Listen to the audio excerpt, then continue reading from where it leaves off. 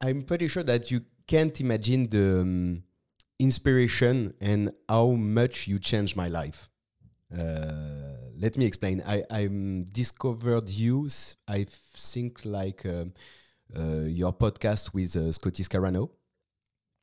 It was 3 years ago. I was working, I make all my study to be a CPA, like a CPA in France. And then I stopped it because I'm not good at it. I'm better in strategy and advisory and marketing. So Right. I launched my own company. And, you know, I had the same model that I saw in the accounting firm when I worked in it, like hourly billing. It's like, okay, you have to do timesheet, you have to mark every quarter when you work on the client, etc., etc. And I was like, okay, well, I have to do it. It's not okay. I know everyone is lying when they do a spreadsheet, but let's do it. And then I listened your podcast with Scotty, and I was like, excuse me, what did he say? His timesheet is dead. Then then I looking for you on YouTube. Then I listened your other podcast, and one night I was like, you blow my mind. I get back. I was back at my in my business, and I was tell to everyone, okay, give up spreadsheet. I don't want it, and I never want to heard it anymore. Good for you. That's great. And then I dig in implementing value pricing. And then 2 years ago, you killed me with this. Ron, leave me alone, please. Oh, yes, I know. The first one was bad enough. Yeah, I know. So honestly, thank you for everything. Thank you for all your work. And thank you for your podcast and all your content. I'm really happy to having you today on the show. I don't know if you already did a show in France, or have you ever been in France? Yes, I've been to Paris once. Everything was on strike, so I couldn't get to the Louvre. But I did get to see a Monet exhibit that was in this offbeat museum somewhere. It was just spectacular. And of course, Paris, one of my favorite cities. And the cemetery, where Oscar Wilde is, and can never remember the name. Père The Lachaise. name of, yeah, Paris. That's amazing. I spent, you tell people I spent 3 hours in the cemetery, and they're like, "What?" Like, yeah, but you gotta see it to believe it. Yeah, That is just an amazing thing. yeah. So, if do you plan to come back to France, to Paris? Eventually, something's going to pull me there for sure. Yeah, I'd like to go to more places in Italy. So maybe on that same trip, I'd hit France again. But yeah, I was, Paul Dunn, who co-wrote Time's Up with me, had a place in Provence. Okay. That he used to split his time. I think he's got another place somewhere in France, but I can't remember where it is. But he splits his time between Canada, Singapore, Japan, United States, and somewhere in France. Okay. So nice. Anyway, he's a global citizen, I guess you could call him. So next time you come to France and to Paris, you have to call me, and I'm really happy to make you discover some great restaurant and great food and great wine, of course, because I know I think that you like wine. You like red wine from Napa and. Yep, okay. I do. And when I was there, I was there with a chartered accountant buddy of mine who's since passed away, unfortunately, too young, but he spoke fluent French. And so it was great because he took me to all the touristy places you would go. And we had some great meals, great wine. It was a very memorable trip. What a city. Amazing, Paris. But it's always on strike, so you don't you see the real Paris. But since he could speak the language, he was able to do things I probably would have never been able to do, like get a cab out of the airport, things like that. So it was really nice having somebody who spoke fluently the language. I don't know what you mean. You mean French are not speaking English? No. You will listen my English. I understand what you mean.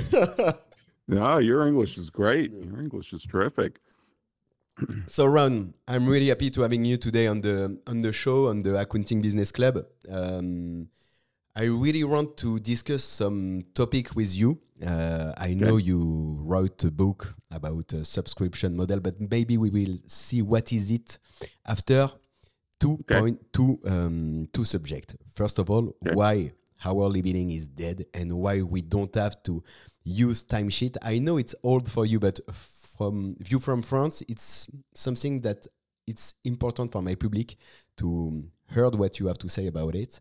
And then I really want to dig deep with the implementing value pricing and how we can do it in our practice in France. Is it okay for you? Sure, absolutely. Thanks a lot again, Dabwa, for accepting to accept the invitation. For people who don't know you, for people who don't know you, can you present yourself a bit? I'm a recovering CPA. I knew I wanted to be a CPA in high school. Had a great high school accounting teacher. It was a 2-year program, not just one. And he taught us how to do taxes as well. He used to bring in CPA speakers from private, public practice, corporate CFOs. We had an FBI guy come in who was a CPA because they hire so many CPAs. So he was a great teacher. And I started my own accounting practice in high school because I could do the kids' tax returns. We had this tax return lab, and they'd come in with their W-2s that they, earned from their part-time jobs. I'd fill out their return. They'd slip me a $20 bill because, they're getting a couple $100 refund or whatever. So they were thrilled. I interned for a CPA at the time during tax season, and I started doing my own bookkeeping and accounting. I even defended people before the IRS. My dad was a barber, so he had a business. He had a lot of friends that were also barbers that had businesses that started doing their books and tax work. So that's basically how I put myself through college, was I had an accounting firm. And the whole time, Alexis, I billed by the hour and I kept a timesheet. Why? Because my dad, being a barber, had a lot of CPA clients. Yeah. And when they're in the chair getting their hair cut, guess what? They're a captive audience. So little old me would know when they're coming in because it was appointment only. And I would pull up a chair and I would grill them for an hour as they're getting their haircut. Where'd you go to school? How'd you prep for the exam? And they all were great. They all mentored me. It was wonderful. So my path to CPA was pretty well figured out in high school. I started my life in a big 8 accounting firm in San Francisco, Pete Mark. I billed by the hour. I kept a timesheet. I even have the elevator pitch. We only sell our time. We don't have jewelry that you can look at in a display case. We don't have tires you can kick. We're only selling our time. And then when I left Pete Mark after 2.5 years, I started my own firm and realized very fast that the billable hour was a lousy customer experience and we must do something else. The problem was this was 1980, 88, 89, right in there. So a long time ago. So nobody on the circuit. Nobody on the circuit was talking about this. There were no books. Yeah. There were no consultants. And I just walked into my partner's office and said, we need to give our customers a fixed price. He said, well, that's really hard to do, Ron, because we don't know how long things. Doesn't matter. We need to give our customers a fixed price. I approach this whole thing from a customer experience standpoint. Even though we didn't call it customer experience back then, it was known as total quality service. And I was studying world-class companies who were fantastic in total quality service. Disney, Lexus, American Express, these famous brand, Nordstrom. And I said, I want to emulate that. And that's what led us in our little firm to experiment with offering fixed prices in 1989. And so you was one of the first to implement fixed price. Fixed price, to understand, is like, you see a prospect, you see a lead, and you say it. I think it will be something like 15,000 euros to make your bookkeeping and tax return, and it will be fixed. You know the price and no surprise. Yep. And we Okay. also bundled in unlimited access. Yeah. So you could call us and meet with us anytime, anywhere, any length. And that was included in the price. It wasn't free. Yeah. It was included in the price, and it justified charging a higher price Mm. when we shifted people over from hourly to the new fixed price agreement. Mm. By the Okay. way, I have landscapers out here and they're going to be making some noise. And Sorry about that. They come right at this time. So is it I hope the it's not too bad. is it the landscaper from your story about value parsing? That story that story has many different variations. Yeah. Somehow it got out there, and it's kind of like the fish story. The fish keeps getting bigger that you caught. Yeah. Um, my landscaper doesn't do that, but our colleague did hire a landscaper like that, Tim Williams. It's a true story. Yeah. It's not my landscaper. Maybe we It's my will come back. colleague's. We will come back to this story Getting back because to that. it's Okay, important sure. to understand what is simply what is value pricing. Okay, so you create your own offer with fixed price. Yeah. How do you know if you are in benefits on your clients or no? Because you don't have any more timesheet. How do you follow this? Well, it's interesting. I got rid of the timesheet sooner than my partner. My Okay. partner still thought you needed to keep the timesheet. And we still hear this to this day, even from firms that value price or fixed price. Oh, but you still need to keep the timesheet. Well, that's really specious because the timesheet was developed to check the price Mm, in an hourly billing environment. But mm, if you're not billing by the hour, there's no reason to measure it. It becomes a completely superfluous measurement because there's better things that you can measure, mm, like things that are important to the customer, mm. returning their phone calls fastly, being accessible, delivering their work on time.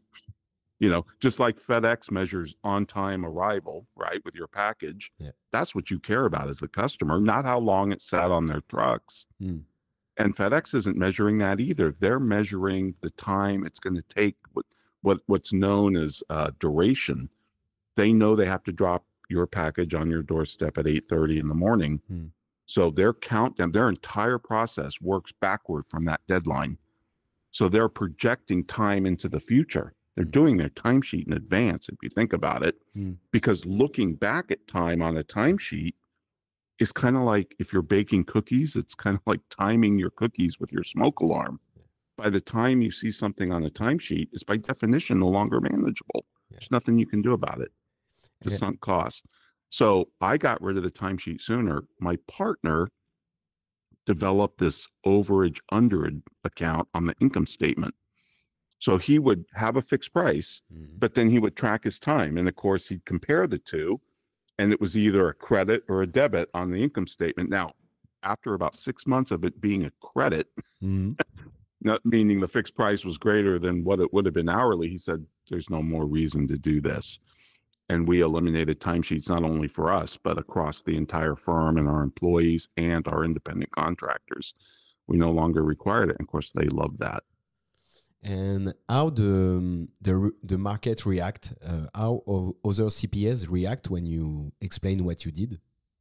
Oh, CPAs thought we were crazy, Okay. specifically thought I was crazy. When I started teaching this in the 90s, like 94, to California CPA Society was my first, they thought I was nuts.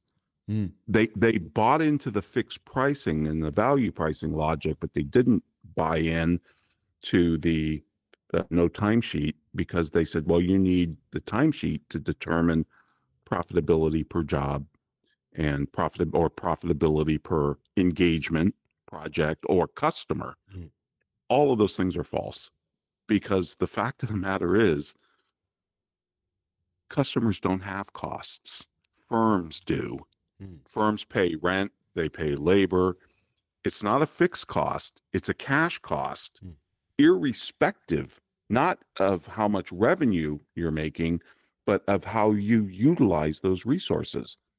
I signed a 5-year lease.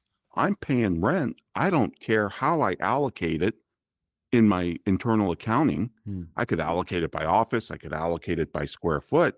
Doesn't matter. It's arbitrary. If you're looking at it from a cash flow perspective, what matters is I got to pay this every month. Mm. Same with my people, irrespective of if they're playing solitaire on their computer or doing a complex tax engagement.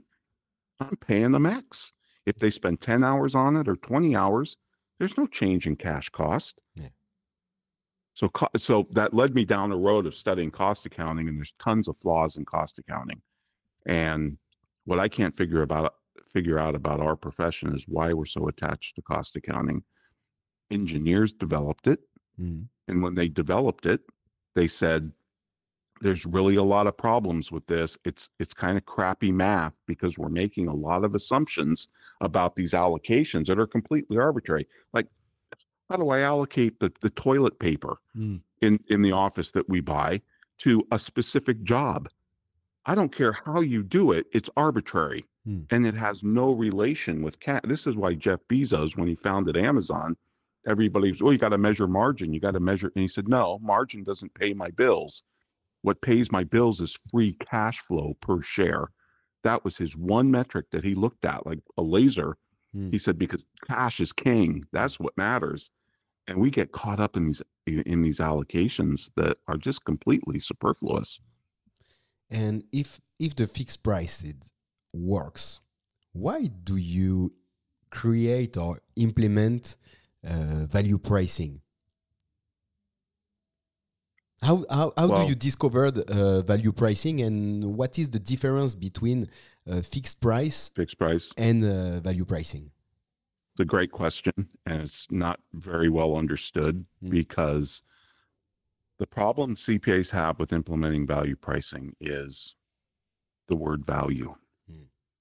We can wrap our head around there's three components to every transaction. There's a cost to, Starbucks for making the cup of coffee, right? Mm. Um, there's the price the consumer pays, which is hopefully for Starbucks above the cost, so they make a profit. Mm.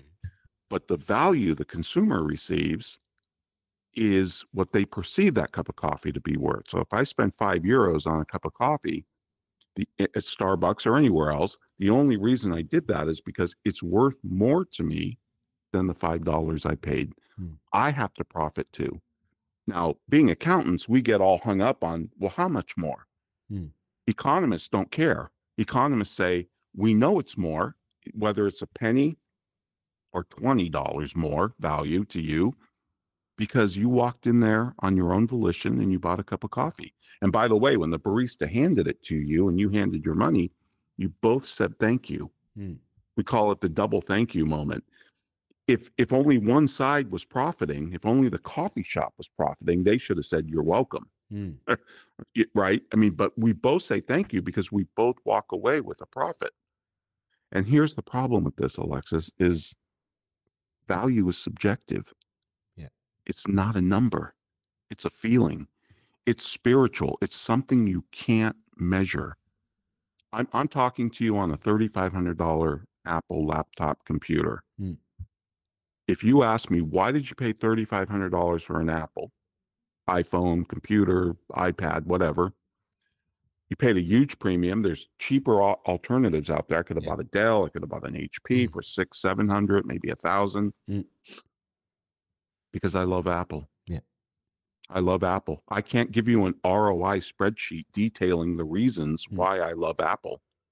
And by the way, people say, well, that's a business to consumer example. No, this applies to businesses too. Mm. People used to buy IBM, and the tagline for IBM was nobody ever got fired for buying IBM. Mm. Now, what did that mean? Yes, we paid an enormous premium for IBM, but if something goes wrong, they're going to fix it. Yeah, That's you how I got it. feel about Apple. If this computer catches on fire, I will drive it to the Apple store today and they will give me a new one. Mm. Period. No questions asked, nothing, no hassle, Mm. nothing. I'll pay a premium for that because it's convenient, it's insurance. Yeah. Um, and we live in the same environment. So if we can offer a fixed price, we're giving our customer certainty. Mm. Just like I'm not sure how mortgages work in France, but if you have a fixed rate mortgage versus a variable rate mortgage in the States, at least, the fixed rate mortgage is going to come at a higher price. Okay.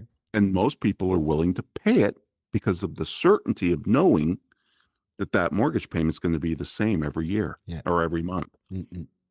And this is for me, when I listen your podcast or read your books, I understand that okay, fixed price is it's easy. It's like okay, I can imagine that I will work a weeks on your company, on your bookkeeping, on your tax. Then it will be X euros or X dollar, and that's the fixed price. Then you explain me that okay, switch your mindset, think about how is the value for your client, for your customer, and then you can change the price even if it's fixed. Is it this?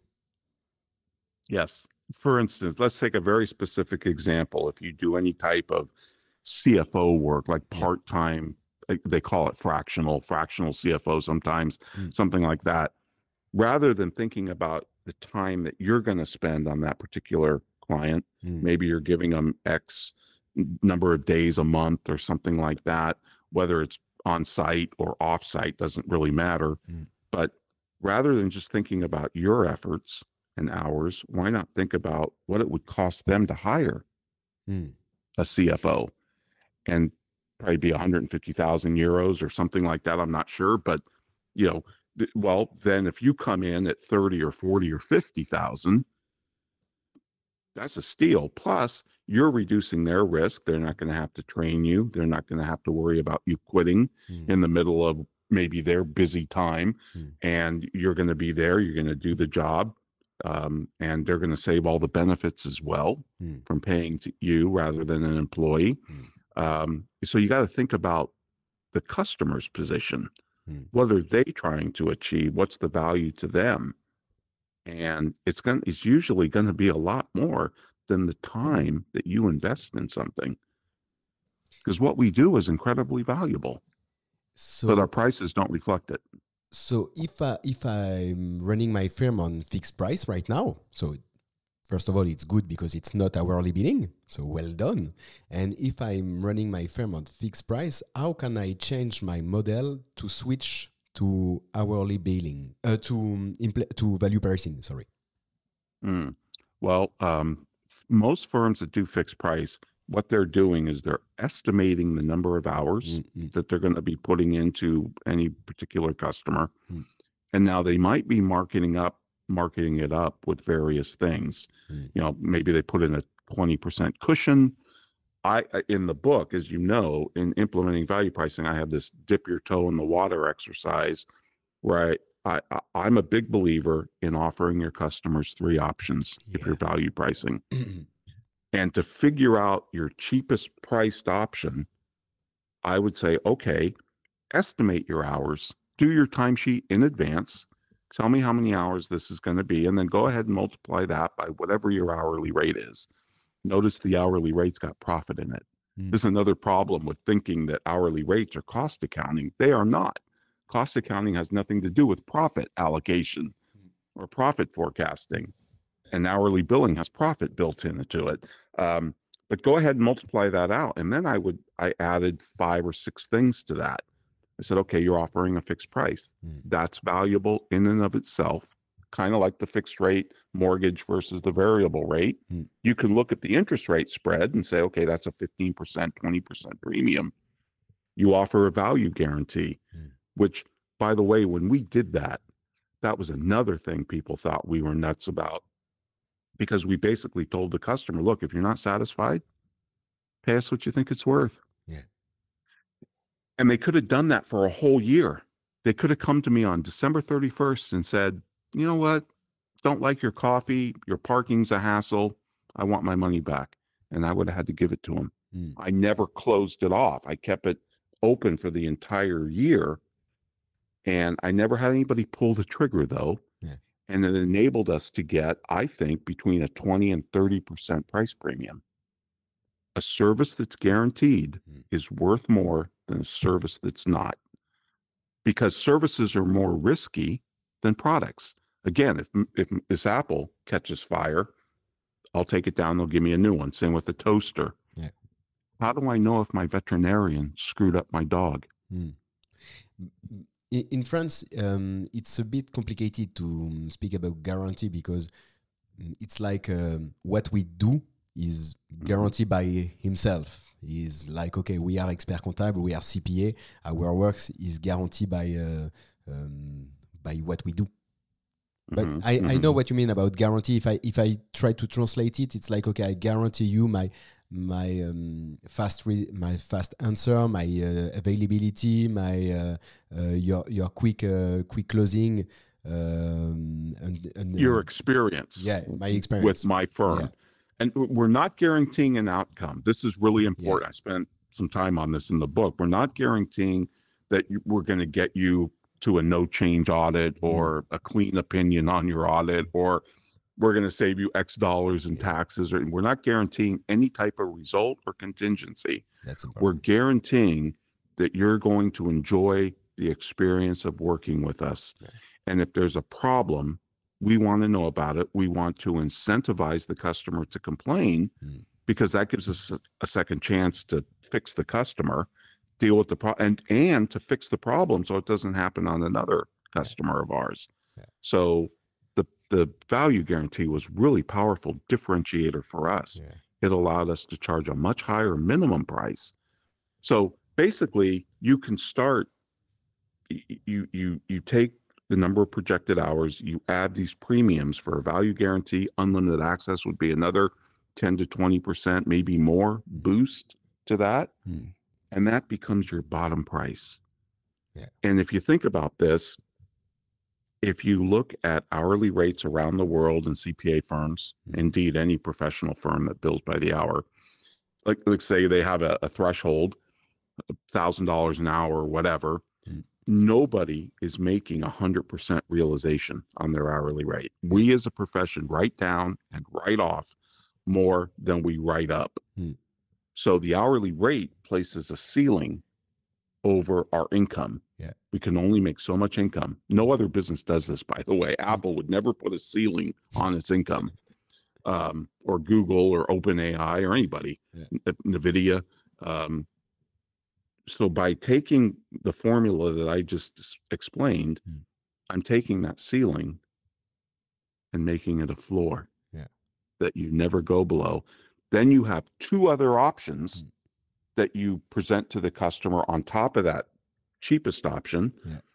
Chances are they're going to pick the middle. Some will pick the top, 10 or 15% will pick your top option because some people want to fly first class, stay in this presidential suite at the hotel. They want that white glove treatment. And if you never present a first class seat, you'll never sell one. So by offering three options, that's the best way to move from fixed pricing to value pricing, by offering three options, because it kind of makes you compete with yourself. And customers love choices. Yeah, that's so important. And when I understand what you mean, and I had a podcast at the end of 2024 with Geraldine Carter. We discussed it with her. It's so important to understand the value and the importance of giving choice to your customer of what they want. Yep. And with this 3 tiers option, you get out of negotiation. You say, okay. Completely. I think it ends negotiation. Right, if the customer says, well, that's a little bit over my budget, I was hoping it would be this amount. Well, that's why you have the cheapest option. Yeah. And that is your lowest price. You will let the customer walk away. It's your walkaway price, I call it. You'll let the customer walk away before you cut that price. You wouldn't cut that price a nickel for your mother. Wow, love it. And maybe to understand what is value pricing, maybe you can explain me again the story of your garden. The landscaper? Yes, the landscaper. Okay. And this is not my story. This is actually my colleague, Tim Williams' story. He inherited a house. Actually, I think it was an apartment complex, some duplexes Okay. in his home state of Utah.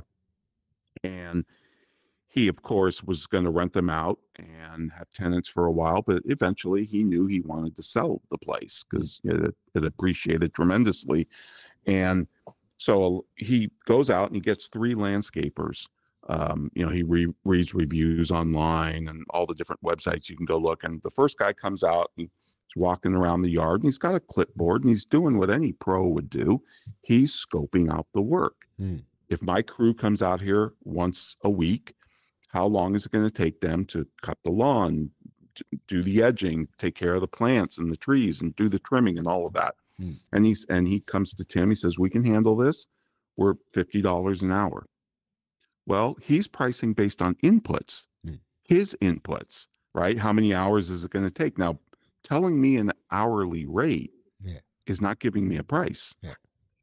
And that's why when you give somebody an hourly rate, the next thing they're going to ask you is, well, how many hours do you think it's going to take every week? Yeah. They don't really care how many hours it's going these guys are gone now. I don't care how they can do it in 1 minute. I'd be happier. Yeah. Um, they're trying to figure out a price. So the second guy comes out, same thing, walks around the yard with a clipboard. He's taking notes. He's figuring out how big it. He says, "Tim, we can handle this for $150 a month." And Tim says, "Okay, that's good. That's better than the first guy who was charging based on inputs. This guy is charging based on outputs." Yeah. He's saying, "I'm going to do the edging. I'm going to do the mowing, take care of the trees, plants, bushes, blah, blah, blah." Now, that's his scope of work. If something comes up outside of that scope of work, like one of your sprinkler heads needs replacing, there's going to be a change order, Mm. right? Yeah. Because that's out of scope. Yeah. So you're going to have to go to the Department of Paperwork, get a change order, sign off, get it, blah, blah, blah. But it's better to charge based on outputs than inputs. Mm. But then the third guy pulls up. He's got a little bit nicer truck. He's got a little nicer clipboard, and he starts engaging Tim in a conversation. So, Tim, tell me about the property. Tell me what you do, Tim. Well, I travel a lot. He's a consultant too. He writes, he speaks. He's never home. And of course, this is a second property, so he's not going to be near it every day or on premise. So, and the guy says, "And I take it you don't like landscaping?" "Oh, yeah, no, I don't want to do anything. I just want," and he says, "Do you have any plans to sell the property anytime?" And he says, "Actually, I do. I would like to sell in a couple of years." So this landscaper, not only is he walking around with his clipboard, he's still doing the scope of work that the other two guys were doing, but he's engaging Tim in a value conversation. What's Tim's end goal? What is Tim's desired future state? So he comes to the end of the conversation and says, "I've got three options. We can do basic maintenance, and that's $175 a month." So he's a little bit more than the output guy, the second guy. And then he says, "Or we could bring the yard up to the neighborhood standards, and that's going to be 250, I think it was, or something like that." He said, "Or," he says, "I know you want to sell." He said, "So we have the best curbside appeal option. We will slowly but surely over the next 2 years update your landscaping. We'll plant new trees, bushes, clean some things up, take care of some other, maybe put some bark here or there, or whatever. And that's $350 a month." Now, Tim's paying about 1.25 to his current landscaper, who he's not happy with. Mm. Which option and which landscaper does he pick? He picks the third one, and he goes for the 350. Yeah. He's paying 3 times more, and this is the moral of the story. He's paying 3 times more to this new guy, and he's happier. You've got a happier customer. Why? Because this guy focused on what he was trying to do.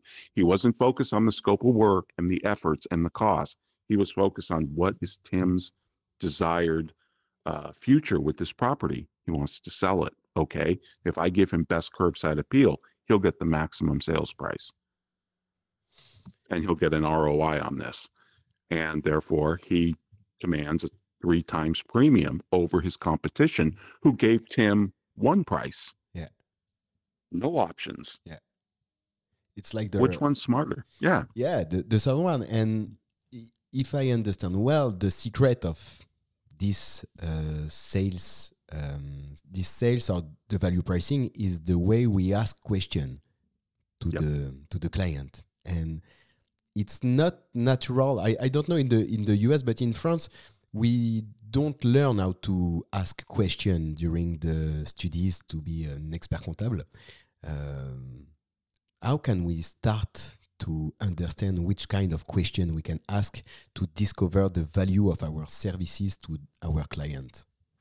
Yeah, it's a great, and we're not taught either over here. Yeah. So Okay. and lawyers aren't taught this either, even though I think lawyers are fantastic Mm. at asking questions. Yeah. I mean, that's the Socratic method that they took through 3 years of law school or whatever. But they're great with their clients or in a trial Mm. asking questions, but they're not good with their clients.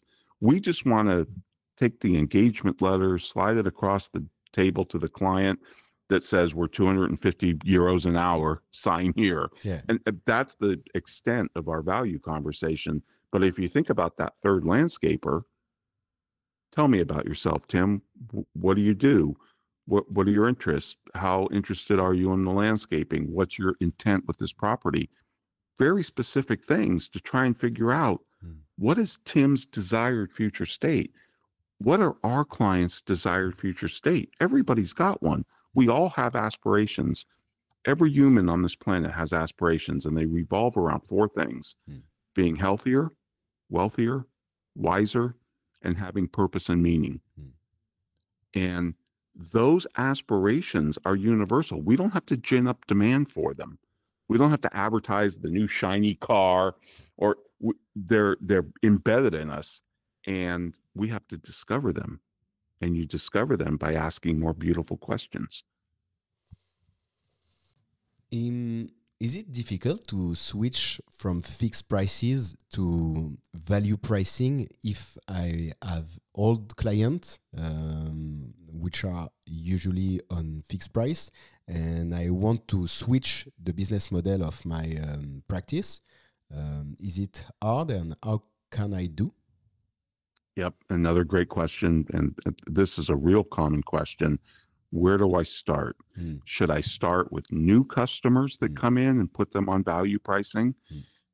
Or should I start with my existing customers, the current customers I have, and move them from fixed to value or even hourly billing to value, whatever it is? Mm. And I am agnostic on this question, Mm. and I'll tell you why. When I did this conversion in my firm in 1989, I started with my current customers. Mm. And it wasn't because I was some pricing guru. It was because I just intuitively felt I have a relationship with these people. Mm. They already know me. We have a history of what they've been paying for, several years. And therefore, I can sit down with them and say, I want to revamp how our relationship moves with in terms of pricing, and give you a fixed price, give you unlimited access, give you a value guarantee, although we called it a service guarantee back when we first did it. And the customers loved it. They loved having the certainty in price, especially since some of them were seasonal businesses where, some months cash flow is really tight. Yeah. And so and who knew better their cash flow than Then me? the CPA, yeah, of I, course. I did their accounting. So we would set, if, like, for example, if they were a Christmas retailer, Mm. those Christmas retailers are flush with cash in October, November, December, January, but they're poor for a lot of the months in between. Mm. We would set their payment to us Mm. around their cash flow, not our workflow. So even though we did a lot of the work in the beginning of the year to hit the April 15th, tax deadline that we have here, Mm. in those months they were paying us zero or close to it, but they were paying us a lot in the October, through January, Okay. even February months. As long as it cleared within a year, I didn't care. Mm. I just built in that financing into my price. Yeah. I just used the cost of capital Yeah. and built it into the price. What's the firm's cost of capital? Usually 10% these days, something like that. Mm. Build it in. And The customers loved it. We got no blowback from the customers. The blowback is from the CPAs. Yeah. It was harder to convince the CPAs to do this. The customers loved it because customers never asked for hourly billing. Yeah. Never. I hate hourly billing. I don't hire anybody by the hour. Mm. The closest one is my mechanic, Mm. but they still give me a fixed price. Yeah. I thought that you explained it when you during one of your conference. I think it was in Australia. It's on YouTube. I have to find it again. And then you have a little sketch like, okay, when you put hourly billing, here you are. Then here you have your client, and when you put on the value pricing, here you have your client, and here you are your accounting firm. I will find it and I will put it on the show note. And it was really inspiring for me in my journey. Before skipping on Time's Up and subscription model, I just want to know what you think about AI in the industry. What will change for us, for you? I'm really excited. I have, remember the term future shock? Yeah. This was from the 70s, Alvin Toffler. I have future glee.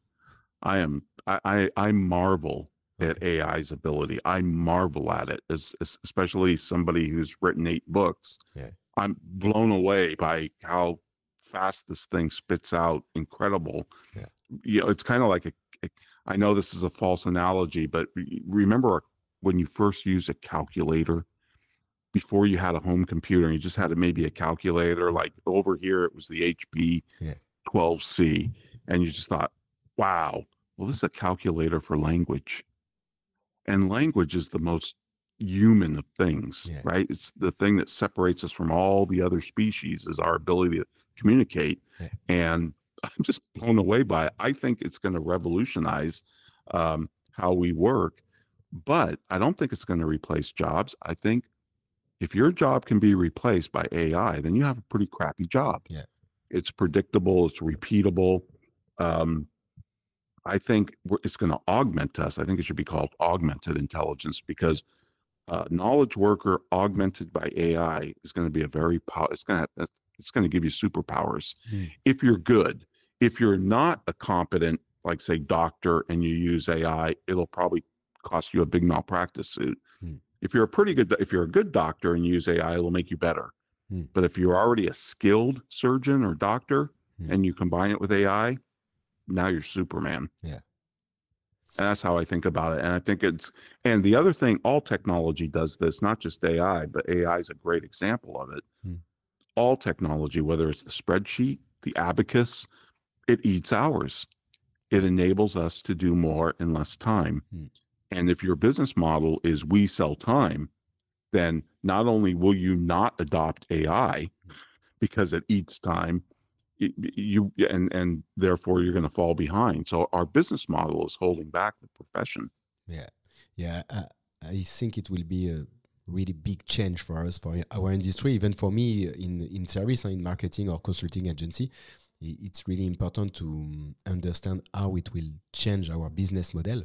And if I think about value pricing or even subscription, even in subscription, it's not really easy to say with my French accent, but even with a subscription, it's easier for me to understand what it will change. But just with value pricing, if my client who is an entrepreneur know how to use AI, he could tell me, yeah, okay, don't try to do my bookkeeping. I'll do it with my ChatGPT or even Xero with AI, or in France we have other tools. How can we react? How can CPA or practice or bookkeeper can react in front of this? Yeah, see, this is a great question. And I think this leads us into, I think we're entering, actually, I think we're already there. The science fiction writer William Gibson once wrote that the future's already here. It's just unevenly distributed. And I think we are entering into a new economic era. Yeah. If you look back through our history, the creation of wealth in the world is a pretty recent phenomenon in human history. I mean, we've been here around what, 200, 300,000 years. Mm. People date it at different points. Most of the time that humans have been on the planet, our lives have been nasty, poor, and short, Mm. right? Yeah. Life expectancy at 35 or whatever, child mortality through the roof. Mm. Over 50% of kids died or didn't live past 5 years old. The creation of wealth, this what one economist calls the great enrichment, Yeah. this literal hockey stick uh, push upwards, is a pretty recent phenomenon, only the last couple of 250 years. Yeah. And before that, we were hunter-gatherer society. Mm. We moved into agriculture. We Yeah. settled down, we became sedentary, we had farms, we had cattle, we raised, different things, grew different crops. That was the agricultural economy. Mm. That produced commodities. Then, of course, we discovered oil and timber and all of that. And then we moved into the Industrial Revolution, which was mass produced products, Mm. right? You had the Model T, and we started pushing out washing machines and all sorts of home appliances and automobiles and all of these types of things. Then in the 1920s, economists said, well, there's a growing portion of the labor force that don't produce anything. They don't make products. Mm. They're in the service sector. A lot of people date the service economy from the 80s. Mm. It's not. It goes back to the 20s when economists first discovered it. And they labeled this sector the service economy. These are people that service in some way. They're airline counter employees, they're bank tellers, they're waiters and waitresses, those types of workers. And then in the 80s, we moved into the experience economy, Mm. where people would pay for a great experience. Now, this was happening even in the 50s, like say with Disneyland. I know you have Euro Disney over there, Yeah. or Taylor Swift concerts and Rolling Stones, and you're paying. An experience is memorable. Yeah. It's going to affect you in some way. It's so companies started staging experiences, and now I think we're at this hinge point where we're moving into a world where companies are going their economic and each era, by the way, is defined by its economic offering. Mm. Agriculture, it put out agricultural products. The Industrial Revolution put out mass produced products. The service economy put out services delivered on time. Mm. But notice as you move up, it's called the progression of economic value. The service economy subsumed Mm. the products and the commodities below it, Mm. and wrapped. So, for instance, sandwich shop. You go into a sandwich shop. They have the commodities: ham, turkey, and then they have the product, which they can make you a sandwich. Yeah. They combining commodities is how you get to products, right? Wheat, flour, you make bread. Mm. And as you move up, you have more pricing power, Yeah. which is the driver to move up, right? We don't want to be commoditized. Yeah. Now they're making you the sandwich on demand right there in front of you. That's a service. Mm. Now, as you move into the experience economy, and you probably don't have these in France, good, thank heavens for it, but Chuck E. Cheese. Yeah. Chuck E. Cheese was a place where you could throw your kid's birthday party. And guess what? If you held your party there with all the friends and everything and played their games, they gave you the cake. So each level subsumes the prior levels. Yeah. And now we're in the transformation economy. Yeah. And the transformation economy is what this landscaper did. He took Tim from where he was to where he wanted to be, some desired state. And he guided that transformation. We don't provide it, we guide it. Mm. And by the way, this was all written in a book from 1999. This is not a new theory. Yeah. This is Joseph Pine and another guy named James Gilmore, who in 1999 published The Experience Economy, a book that I read actually in 97 because an article came out about it first, Mm. where they presented this hierarchy of value. Yeah. And when I first looked at this, I said, well, CPAs are services. Mm. We provide something intangible. We provide it on demand. We're in the service economy. Mm. Until I got to that transformation level and I said, holy cow, we do transformations as Mm. CPAs. We just don't use this language. Mm. We help our clients grow their businesses, become more profitable. We help get their kids into college. We help plan their retirement. We help them buy their dream home or second home. Mm. We plan their legacy after they die Yeah. for posterity. Um, these are all transformations. The goods and the services and the experiences Mm. are all subsumed into the new transformation. Mm. And that's why you get more pricing power with a transformation than you do with just merely offering services. Yeah. Services are just simply a means to an end. Just like wealth Yeah. is a means to an end. Mm. Mm. If all we're doing is focusing on building your wealth, well, okay, that's valuable, Mm. but it's a product and service. Yeah. It's not a transformation. Yeah. I'm more interested in what you want to do with your wealth. You want to travel, you have a bucket list, you want to take care of the grandchildren, what everybody's got these aspirations and they're all different, Mm. but we need to be guiding transformations and we need to stop talking about products and services because we have commoditized ourselves by doing that. It's no longer about the services. And by the way, Joe Pine is working on a new book on this. It's going to be called The Transformation Economy. It's Okay. coming out later this year. Okay. And it's going to be, I think it's revolutionary. And I know this because we've had Joe Pine on the show a couple times, Yeah. so you can find a couple interviews. He's got a Substack Yeah. that you can subscribe to, and Okay. he's been pushing out the chapters for feedback. Okay. And I've been reading these chapters for about a year now, and my head is blown No way. by it, completely blown by what he's saying, and I can't go back and talk about how to price services or a scope of work because that's not where our value is. Our value is in transformations. And just to show you how cosmopolitan we are, Alexis, we interviewed Christophe Okay. Joquet, Okay. Tell me French, something. Okay.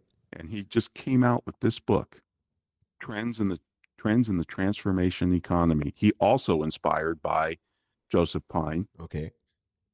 And this book, which is beautiful, by the way, he's a great designer. He told us he did all the design work. This book has hundreds of examples of companies in transportation, health, tourism, shoes, apparel, fitness, um, and how they're offering transformations and using that language. It blew my mind how many examples he was able to Okay. pound in here. I didn't count them. There's probably 300. So you This you, is you here. don't even finish it, and he's already blew your mind. Wow. Yep. Yeah, I have finished this Okay. one. Joe Pines, Joe though, Pine is, not I yet, but think, you. Wow. Okay. yeah, yeah, we, and all I have to, you know how when you buy um, a new car, red Volkswagen, Hmm. you've never seen them around, and now you own one, Yeah. and now you see them everywhere Yeah. because they're in your now they're on your radar screen in your conscience. Yeah. It's the same thing with the transformation economy. I cannot go back and talk about services because that's not where our value is. Hmm. Our value is in guiding transformations. And that's where we're headed as an economy. And think about it. Each one of these economic eras is defined, is labeled, is named by its output. Hmm. Commodities in the agricultural, products, services, experiences, and now transformations. And I'm telling you, that's where we're headed. There's no doubt in my mind that is the next economic era. You know, Davos talks about the Industrial Yeah. Revolution 3.0, which is ridiculous, Yeah. a ridiculous label Hmm. because it has nothing to do with the output of what they're talking about. Yeah.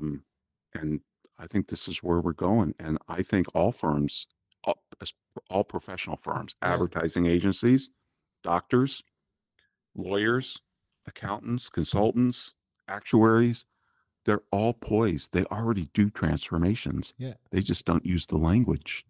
If they did, they'd get more pricing power. I think between 3 and 5 times more pricing power, like Tim's Landscaper, Mm. and our customers would be happier. And wow, I just took.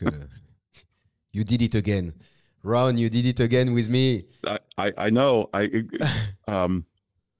Yeah, it's I didn't. it's amazing. I honestly, I didn't expect that during the podcast, but I took it again, and I'm happy to buy this book, and I'm waiting the other one. But when if I try to do the parallel between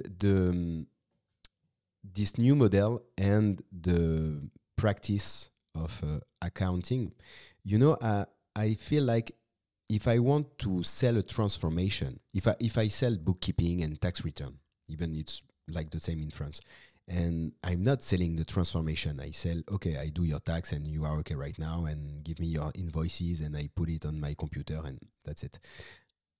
If I want to sell transformation, I have to think about my strategy of my firm. I have to change my strategy. And Completely. I don't remember in which book you talk, you define strategy, but I remember that I was like, it's so easy. It's so simple how you say it. Can you explain me how can I create my strategy?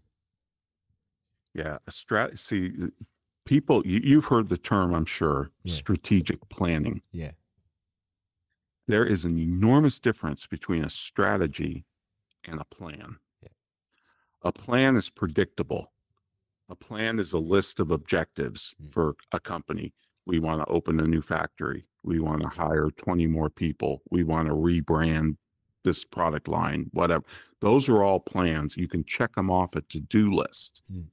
A strategy is a theory about where you're going to play in the market, where you're going to position yourselves that maximize your strengths and minimize your weaknesses and allow you to flourish. It's a theory because we're trying to predict what customers will value, right? And it's not certain. A plan is completely certain because we get to drive it. We get, and the other way to think about this is a strategy deals with revenue, planning deals with costs. Costs we can control. I can decide how big to build the factory, how many square feet to lease in a store. But with revenue side, when you're talking about customers, if you make a new offering, how do we know that customers are going to value transformations more than services and products? Yeah. Well, because the evidence is all around us again, based on all these examples, that customers are willing to pay more if you help them achieve their aspirations, if you help them become healthier, wealthier, wiser, and have purpose and meaning. And you've got to have a strategy that lays out where are you going to play. Strategy is more about what you decide not to do. So if you're a general physician, say, you're defined by what you don't do. None of us go to a general physician for cardiac surgery or a knee replacement or hip replacement. We go to them for very specific things. If they can't do it, they refer us to an expert who can. Now, they may quarterback the relationship and still be involved, but they're there to make sure that we stay healthy. I think accountants are there to make sure that our customers stay wealthy so they can prosper. And prosper is defined by them. Whatever the good life means to them, travel, taking care of the grandkids, whatever it might be, we can help them, we can guide them to those goals. And that's a lot more valuable than selling a tax return or selling bookkeeping. A lot more. Ron, I don't have words to thank you. I see the time. The time's fly. No, it's all right. I don't think about time. So maybe we do you have maybe 5-10 minutes more about Sure. just to talk about what is the new model, what is the subscription model for you, and how can we switch from fixed price to value pricing to now how can I explain a CPA in France what is subscription model for us? The thing that excites me about the subscription model is I believe it dovetails into this transformation economy that we're entering. In the transformation economy, it's all going to be about guiding these transformations. And we can do it serially, by the way. We can do them over and over and over. You can't do 20 at once. You probably can only do one or two at once. But if you think about it, we can do transformations for their business and for their personal life. And there's always going to be something to work on. There's always going to be something that our customers aspire to in their business and personal life. So we can do serial transformations, I think, from womb to tomb. When the kid's born, we can help plan, get them in college, at least financially. When they die, we can help them plan their legacy for posterity, right? And everything in between. Porsche can't do that. Yeah. Porsche can sell me a car that gets me over my midlife crisis and makes my neighbors jealous, but have they really transformed me? Now, they've given me a great experience, and they're trying to do things that transform me. Right now, there's a program that Porsche does, their foray into the subscription model, is that Porsche Drive. I don't believe it's available in Europe yet. It's in 16 cities over here and a couple in Canada, I believe. And for $5,000 a month, roughly, you have access to a fleet of, I think it's 7 different Porsche models, SUV, electric, convertible, 911, some kind, Targa or whatever. And you can switch out as much as you want. I can say, I live in wine country, so I can say, hey, come and take my convertible and drop off an SUV. And they will white glove an SUV and drive away the convertible. They pay for everything except gas and tolls. So they pay for insurance, registration. I never, ever, ever have to worry about maintenance again. $5,000 a month. And they've been doing this for now 3 or 4 years. And the program keeps expanding. And one of the things they learned was 80% of the people who've signed up for Porsche Drive and subscribed are new to the brand. Now, my question to you is, what will those people be driving for the rest of their lives? Yeah, they are locked with Porsche. This is not, and people say, well, how's that different than leasing or buying a Porsche? No, it's not the same. It's not tied to a car. Yeah. It's a one-to-one relationship with Porsche. Yeah. They're going to come out with new models, and they're probably going to rotate and give you access to those new models as they come out. But now they know everything about you. They know where you drive. They know what you listen to. They know your preference. I mean, where you drive tells you a lot about something. And I believe they're going to monetize that like hell down the road. But the point is, it's a relationship. When we subscribe, whether it's QuickBooks Online, Xero, or Netflix, Disney Plus, what Amazon, whatever you subscribe to, I think psychologically you have a different relationship. Yeah. It's not one based on transactions. It's based on a relationship. And what is the difference for you? What is the difference between one annually fees divided by 12 and what's one subscription model? Yes, people say, well, we do subscription because we take our annual price and we turn it into a monthly payment. That's not subscription. That's a payment term. A subscription is a completely different business model.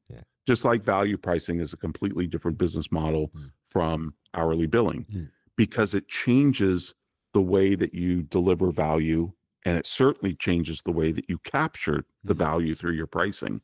And subscription isn't just a pricing model. It's a business model, because at least the way we teach it, we want you to continuously plus your offering. Just like Amazon continuously throws out different Prime benefits to its subscribers. We give you access to our music online, or there's Kindle benefits you can get as a Prime member. And they're always throwing out new benefits. And that way, when they raise the price every couple years to Prime, like they do, they can give you a list of all the different things they've added over that prior 2 years. And you look at it and you go, this is a no-brainer. Of course I'm going to stay with them, even if you don't use most of the things they added. Which is fascinating to me, but those things they added throw a halo over the whole program and they say, well, I don't use it now, but I might, Yeah. and therefore I'm willing to pay for it. It's a very powerful program. Now, I think firms, accounting firms especially, can do what doctors over here have done, Mm. general physicians, where they say, look, you pay us a certain amount per month, and anything you need that we do, there's the Yeah. constraint that we do. You're not going to get cardiac surgery from these general physicians. Mm. You're not going to get cancer treatment. You're not going to get hip replacement.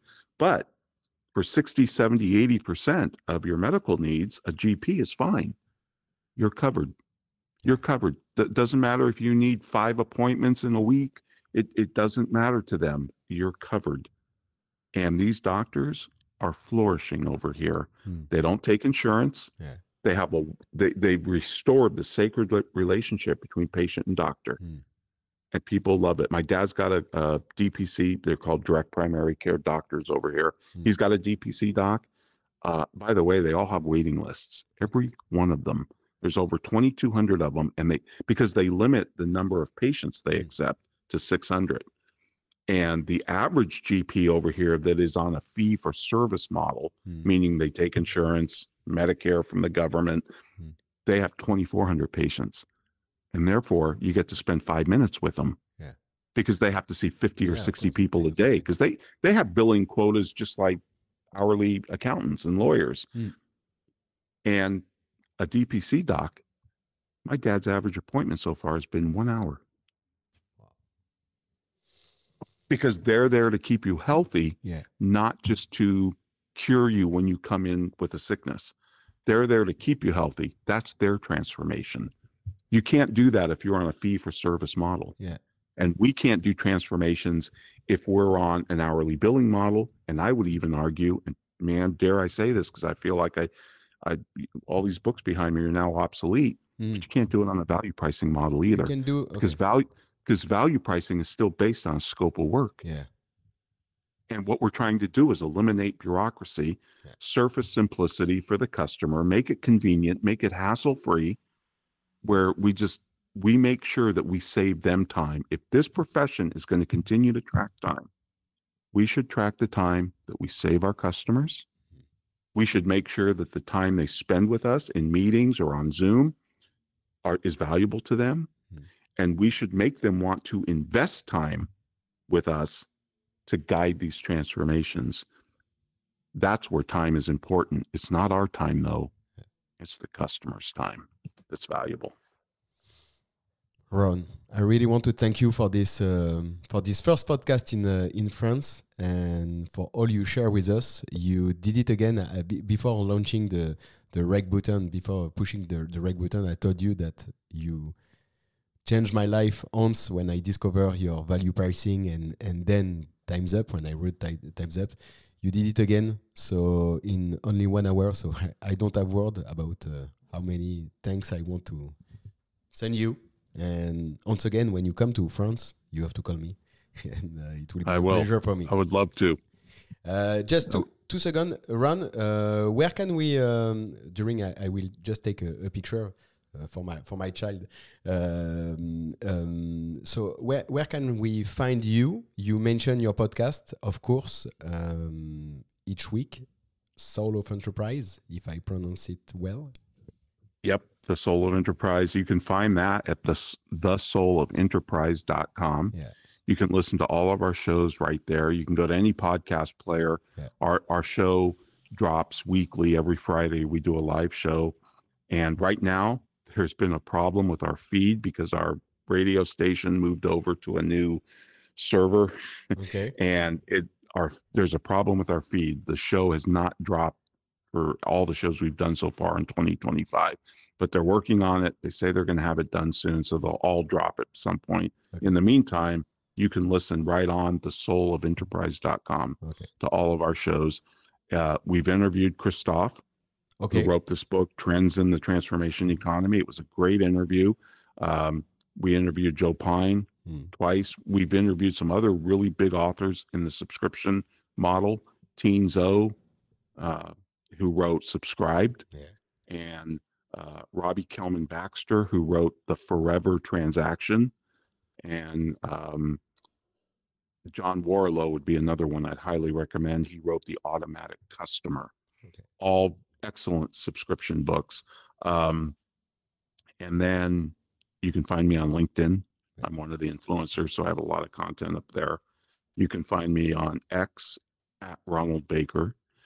And with my co-host from the Soul of Enterprise, Ed Kless, we've teamed up now and we've just launched Threshold, Yeah. meaning transformation, the doorway to transformations to help firms. So we're going to build a community of professionals that want to move into the transformation economy, Yeah. stop selling services and start guiding transformations. And then we're gonna build out this community, offer content, and then if people want to work with us, they can do that too. You can find that at thresholdnow.com. Okay, perfect. We will put it on the every resource, every books, your podcast, of course, and then the new community in the show note. Ron, just a picture. Awesome. Thank you so much, Alexis. This Th- has been great. Thank you too. I really want to thank you and hope to talk with you soon in France or in another episode, maybe in 2026. Thank you, Excellent. Ron. Thank you. Bye bye. Bye bye.